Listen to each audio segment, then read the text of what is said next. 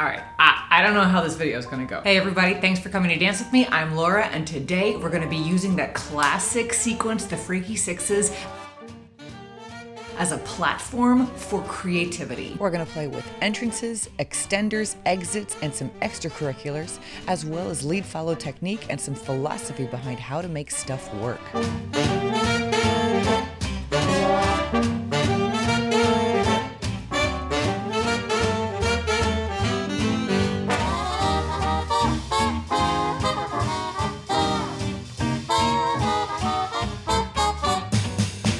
Being a foundational Lindy Hop sequence, the Frankie Sixes is amazing material to riff on, to change, expand, contract. Since we're using the Frankie Sixes as a foundation, if you're not familiar with it, you should check it out. There's a link in the description. And to create changes, we're gonna be using other basic material like tuck turns, Texas Tommies, barrel rolls. If you want help with any of those, again, links in the description, I got you. In this video, I'll be leading and my friend Molly will be following. First family of variation, different entrances into that skater position. In my opinion, the easiest entrance into skaters, aside from the tuck turn that Frankie uses, is a Texas Tommy. Let's check the Texas Tommy out on its own. And now let's look at it going into skaters.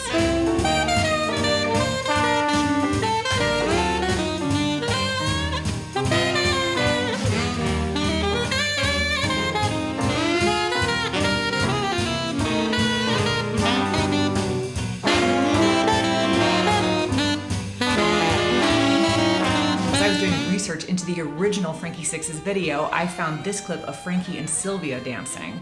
Look at this entrance, another riff on the Texas Tommy. Now I'm not gonna break it down, but see if you can figure it out. Next up, let's try an open position, cross hand tuck turn with the follows in place. Let's look at it going into skaters.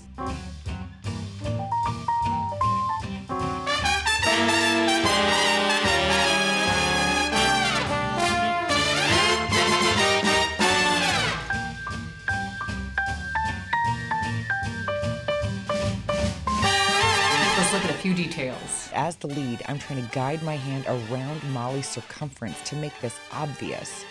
When I follow this, the rock step is a huge cue.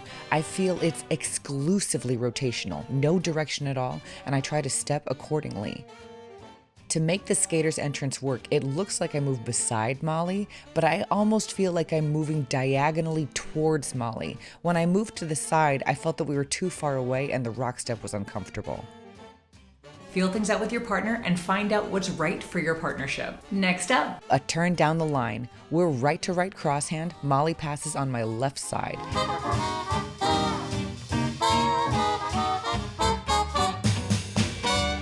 There is a little bit of hand weirdness we need to navigate. You can see we had varying success, but my best advice is keep it loose and connected. Followers, keep some good structure in your hand and turn slowly. Let the hand slide and you'll find the right position. Now here it is with the entrance.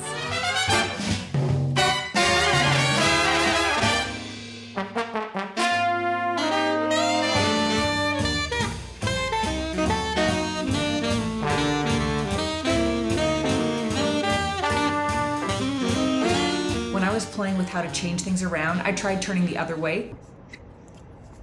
No, I'm turning absolutely the wrong direction. I was like, could you do a barrel roll? And then it's like I become a crazy person. Which I thought was impossible. And then that made Molly think of this guy.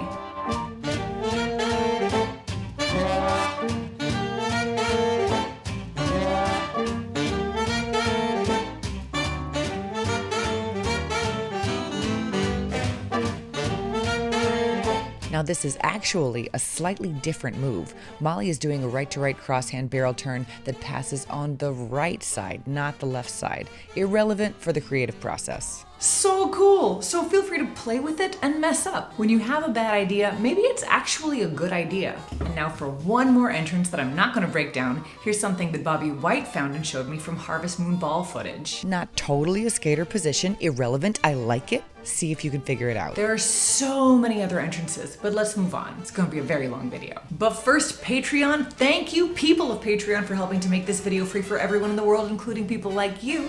If you wanna join them, it's a voluntary subscription and the link is in the description. Next up, skater extensions. We just stay in skater position a little bit longer. A very common version of this is just triple steps.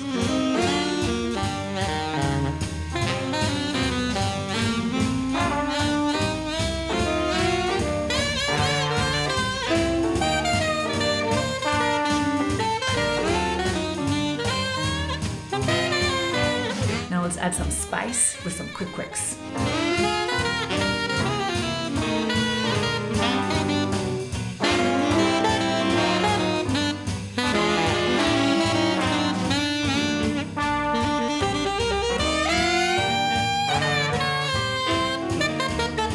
Switching between quick quicks and slows can be really tricky. As a lead, I try to be very clear by making the slows long and relaxed. I might even extend my arm a little bit more as a way of almost escaping my follow's connection, so there's nothing that my follow can run into, therefore no reason to think that it's a redirect. When I switch to quick quicks, I have more tone in my arm, and I try to bring Molly an endpoint immediately. When I follow this, I feel the leader's increase in tone, and I try to match it, so it should feel a little bit tighter, like gears perfectly fitting together, so there's not any wiggle room between the arm and the body. The arm and the body move together. Transitioning from slows to fast can make a lot of sense, but transitioning from fast back to slow can be very tricky. And so when I follow this, I try to imagine that every single one is going to be a slow. It's that same idea of continuing, preserving what you're doing. I'm going to continue this way, which is going to end up being a triple step slow. Fast movement is so much more obvious than slow movement, so it can be really easy to feel. Slow movement is a lot more subtle, really easy to miss if you're thinking fast. As a leader transitioning back into slows, I can add clarity by again extending my arm and making that endpoint feel longer. And I might also use my height on that triple step. Step, step, triple step to make it feel almost like we're landing. And then add further sauce by throwing in a few well-timed stops.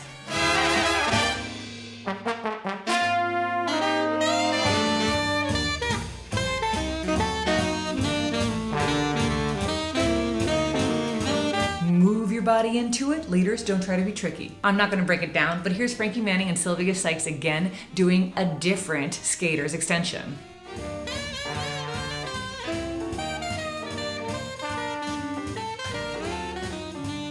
So many things to do, but not enough time to do them all. So we're going to move on to variations based on the shortcuts from the original video. Now, before we do, I want to explain one detail, which is kind of a pillar of my whole thought process. It might appear that these are all variations for the leader, and in a way, they are. The follower doesn't get to control which variation happens, or even if we're doing a Frankie 6 at all. However, one of the reasons why I feel like I'm a good follow is that I've been around a minute, and I've seen some stuff. I've seen fast stuff, slow stuff, stuff that stops, stuff that goes, stuff that spins right, stuff that spins left. It's a crazy world out there. And the beautiful thing about knowing that all of these versions and more exist is that it helps me remain ignorant, which again, probably sounds bad. But for me, there's a lot of power in not knowing. I'm not trying to guess which of a million versions my leader is trying to do, and I'm not trying to do it right. I'm trying to preserve the now, listen to my body, keep my rhythm, keep my flow, stay curious, and stay with my leader long enough to see what's happening. And maybe we hit a weird position. A lot of the times I'll see beginner followers be reluctant going into hand-to-hand because we're used to everything being symmetrical, so they'll try to fix it, go into kick-throughs. At this point, I've been in so many weird positions. This could definitely be intentional. Be patient, ride it out, See what happens. And that helps my leader by giving them enough time to figure out what it is and to be more specific. Now, as with so many things, this is an oversimplification. Maybe my leader leads a swing out. I know 100% it's gonna be a swing out. But like, how fast? Is it over-rotated? Is it under-rotated? What does that 5 feel like? Even in moves where you know for sure what the move is, there's so much space to wonder what it could be. All right, the shortcuts. A simple thing you can do with the very first one, the send out, is to stick with that left-to-left connection. See what you can do with it. Here's some different options from something more simple to something more complicated.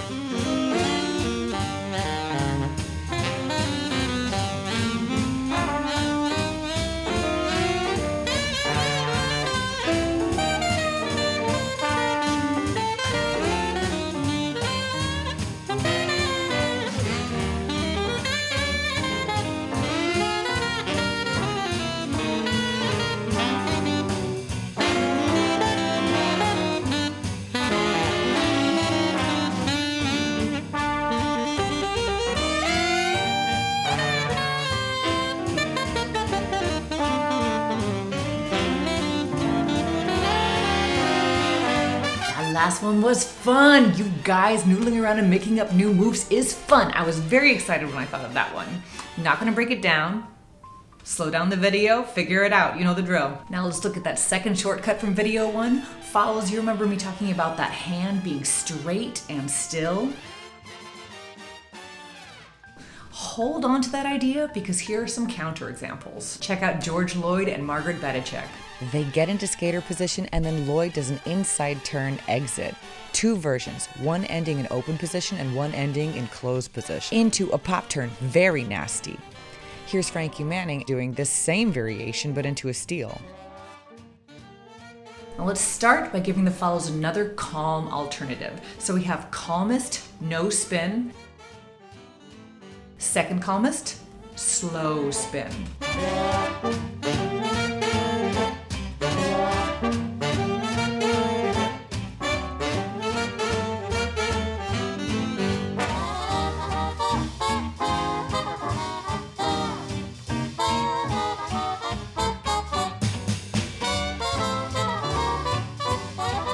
Followers, keep your shoulders down, your head up, and your arm connected to your body. Follow your hand and keep your footwork going down the line. Admittedly, followers, part of this is just good old-fashioned knowing how to spin on your own. So if you want additional help with that, you know I have a video linked in the description, and it is an old video from my early days at YouTube where I haven't figured out lighting and I am pregnant and have a great time. Leaders, loop the follower's hand around at the timing that matches their step-step footwork. Not slow, not fast. Now let's check out the 6-count version, more similar to Lloyd and Bedicek.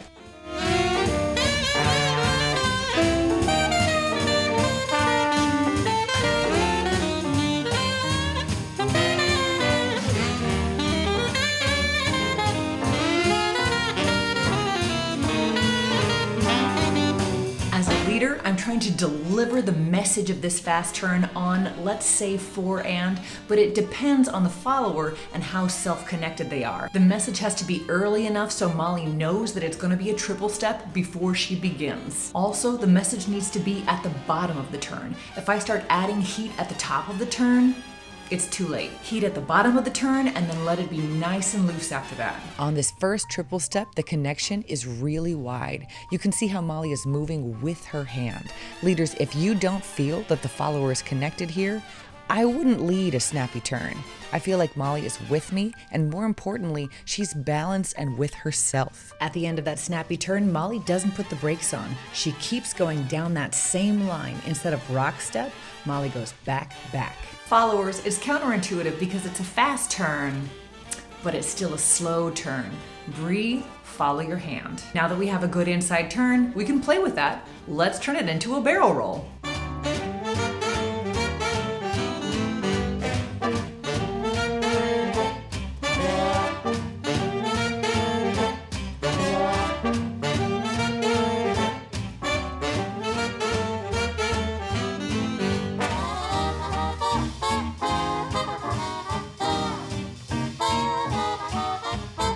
Not gonna break it down.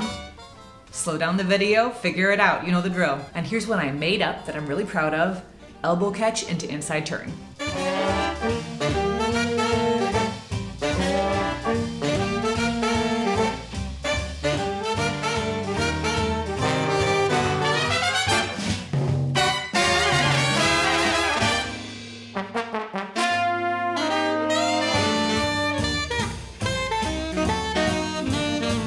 As in the elbow catch in the first video, leaders think ahead and get coverage. No fingertips in the follower's arm. Followers, just like in the original, your arm is your back. Stay with that connection and don't try to escape the lead to get the turn done. Once you get some good practice turning, you can always escape your lead. The trick is to stay with them. Follow your arm. For leaders, here's something I do that increases the odds of success. I'm stepping back and around on my rock step, almost like a C. This both makes the arc I'm drawing with Molly's arm larger and gets me out of the way. Now one more bit of fanciness, a move that I made up with my friend Nicole Zuckerman.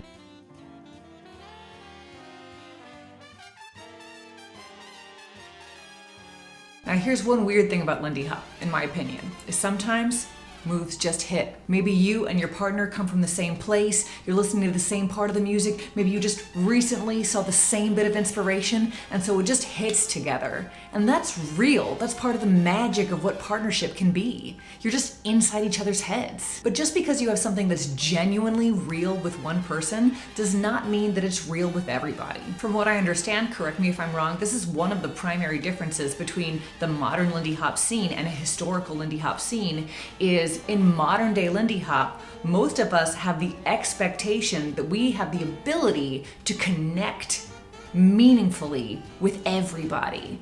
And from what I understand, they did not have that expectation back in the day. The Lindy Hoppers in California would not necessarily be able to connect with the Lindy Hoppers in the Savoy Ballroom, and that was not a bother for them. Maybe that was even the case with the Roseland Ballroom and the Savoy Ballroom and the Alhambra Ballroom. You wouldn't necessarily be coming from the same place and having the same inspiration, so you wouldn't necessarily be speaking the same dialect, and that wouldn't necessarily be an issue. Now I say all this to say that the first time I led this on Molly, it didn't work. And that's not Molly's fault. Maybe it's been a long time since I led the move and I just led it a little bit differently. Maybe we didn't have the same understanding, but I taught it to Molly and then she could follow it great.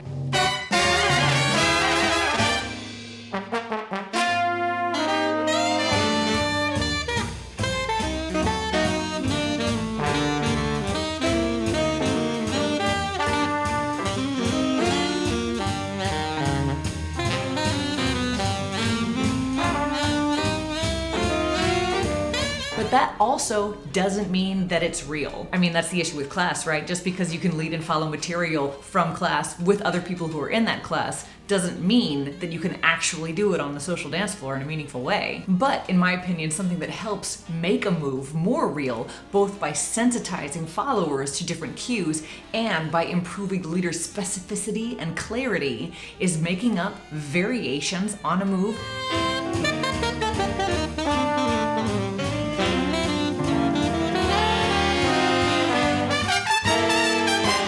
kind of like all of these crazy Frankie 6 variations. So if you have an idea for a crazy move, can you do it fast? Can you do it slow? Can you spin the other way? Can you pass on the other side? And then after all that, can you take it to a dance floor with different partners? No! Oh my god! Oh my god! That was so close! The one, we're so lucky, aren't we? I know. We're like so plain. We're like in a room made of hay, just playing with matches. Woo! Look at how bright and shiny it is. I hope you had fun and learned a lot. If you did, click like and subscribe and comment. If you liked the music, it's the Prumo Orchestra, and you can find a link to buy it in the description.